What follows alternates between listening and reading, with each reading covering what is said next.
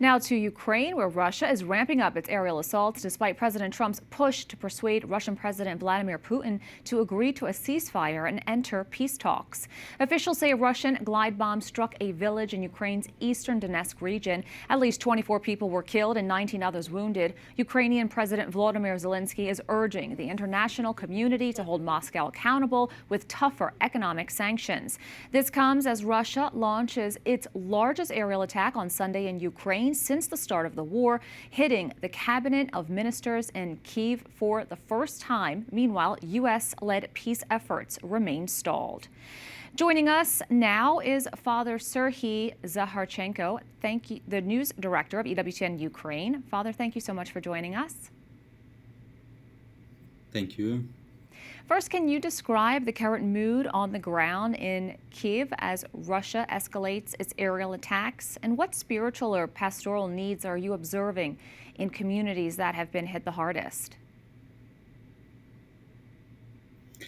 It's not for the first time that Kyiv is under attack.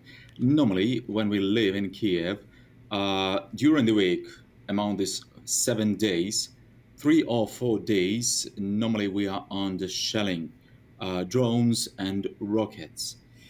And of course, every night you go sleep and we are fully aware that you can be buried under hundreds of tons, bricks or concrete, because when the rocket hits the block of flat, it just collapsed. It just collapsed. And of course, these kind of attacks, it's usually almost every day. So the pastoral needs, when we see that people now become homeless, we try to help them with the different things like food, I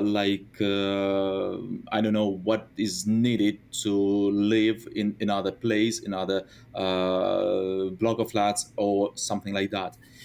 And of course, what is important, we pray and we ask and we try to be as ambassadors in different countries during different meetings, to persuade people that it's not easy and still we are under this dangerous moment.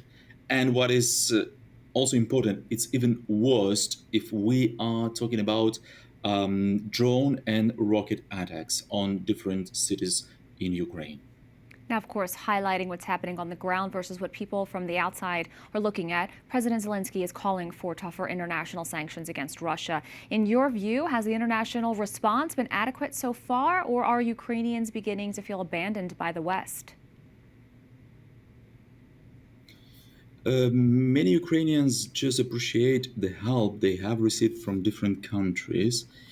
And of course, among people, there are a lot of questions why it is so long period of time to take decisions, different kind of decisions. If we're talking about financial or military aid, we still try to find answers, because this is the 4th year of the war. Soon, in a couple months, we will have a 5th year of the war. So every time we prepare during the following year, or in our mind, if you would like to survive, you need to prepare yourself and to say to yourself, okay, this following year probably will be war. So a lot of questions, and we have no answers why it is so long. Why maybe international community afraid of consequences when they give more, let's say, more powerful arguments to protect ourselves, to protect Ukraine.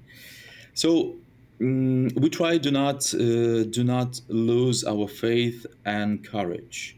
We try to live our daily normal life, because if we want, we will go down with our mood, with our all intentions and all what we need to do in order to survive. A lot of people just looking for aid, like psychologists, a lot of people suffer from this depression, and the more lasts war, the more people need help. Father Serhiy Zakharchenko of EWTN Ukraine, thank you for your time, your witness, and your ministry during these incredibly difficult days. Thank you for having me.